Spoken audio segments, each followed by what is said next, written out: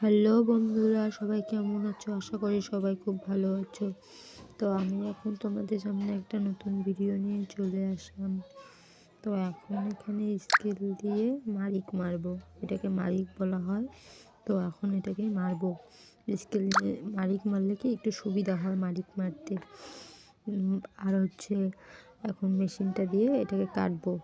এটা হচ্ছে জ্যাকেটের জন্য, মানে জ্যাকেট বানানো হবে। তো যাই, তার জন্য এটাকে এখন কাটতে হবে। তো এই জন্য এটাকে এখন কাটবো। আর আমি এখানে রেগুলার কাজই করি, মানে এরকমই সেলাই কাজ করি। এটাকে ফ্যাক্টরি বলা হয়, সেলাই ফ্যাক্টরি বলা হয়। এই কাজগুলো আমি করি। তো যাই হোক, তোমরা এরকম কাজ কে কে করেছো আর এগুলা মেশিন কে কে চালাইছো বলবে অবশ্যই। আমি তো অনেক দিন থেকে করি, তোমরা কে কে এরকম মেশিন চালাচ্ছো অবশ্যই কমেন্টে বলবে।